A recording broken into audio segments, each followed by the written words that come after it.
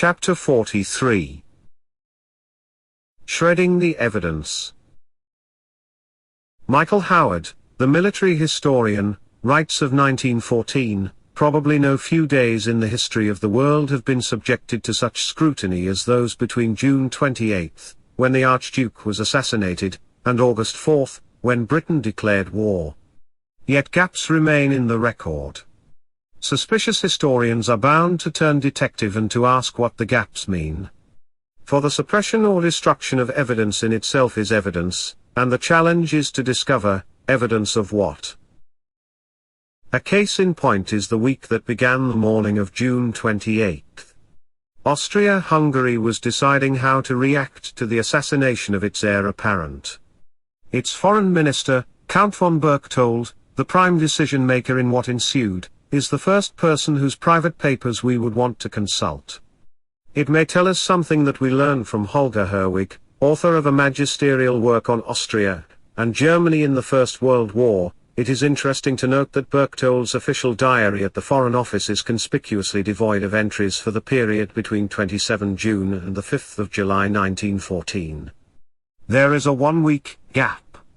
It suggests that in the week after June 27, Berchtold was doing something that he knew he might someday want to disavow.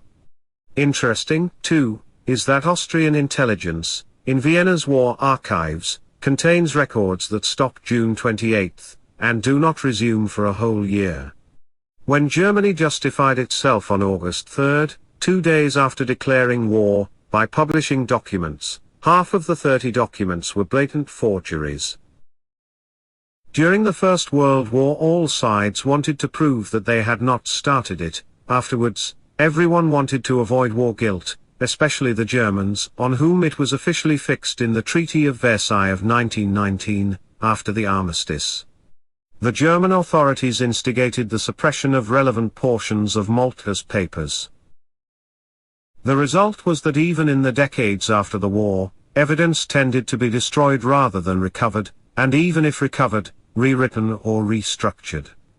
Moreover, the authorities under successive German regimes up to and including the Nazi government carried on a massive disinformation campaign which has been described by Herwig in detail in his essay Clio Deceived. The diaries of Kurt Rietzler, private secretary to the German Chancellor, illustrate the difficulties that research scholars face.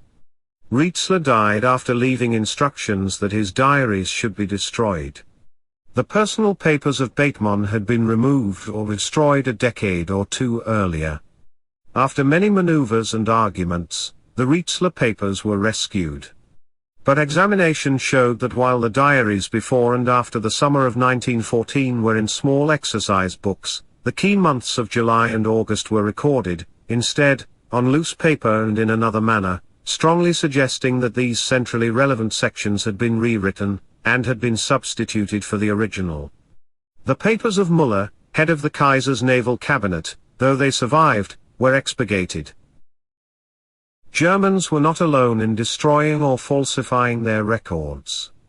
In the first weeks of the 1914 war the French Foreign Office issued a yellow book justifying all that it had done, a work of which Albertini in the 1940s was to write. It musters 159 documents, many of them altered, mutilated, or falsified.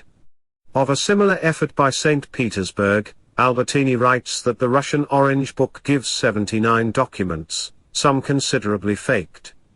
And Serbia's archives were closed for half a century. No minutes were kept of Serbian cabinet meetings for 1914. But nowhere was suppression or destruction of records, diaries, and the like carried out so widely throughout the following decades as in Germany. Thus all records of telephone conversations and notes of other verbal communications are missing for the period in question from the German Foreign Office. On the German side the two key turning points were the July 5 conversations with the Austrians, resulting in the blank check, and the discussions among German leaders the week of July 27 that led to the decision to go to war. All records of both are missing from the Foreign Office. Missing, too, we are told by a leading researcher in this field, Emanuel Geiss, are all records of the Kaiser's conversations with military and political leaders during July. For that matter, there are no records of Germany's conversations in Berlin with foreign powers. Appropriately, it is German scholars, beginning with the courageous Fritz Fischer in the 1960s, who have taken the lead in discovering or restoring bits and pieces of the record, and who often have done so through enterprising and imaginative fieldwork. Thus in the early 1970s, John Roll, a leading authority on Wilhelm in Germany, published 2 documents of considerable importance discovered in a chest in the cellar of Hemmingen Castle in Württemberg, and in a washing basket in the attic of Hertfeld Manor House, in western Germany close to the Dutch border. He writes, "While I was searching for letters, the 2 documents had been hidden away for half a century." On the whole, we have to draw the obvious and common-sense conclusion that documents destroyed or hidden probably were embarrassing or incriminating, and that the effort to blot out or falsify the record was undertaken in order to deny responsibility for the war. As will be seen, however, modern scholarship has made it possible, despite the massive destruction and falsification of evidence, to uncover much of the truth about what really happened.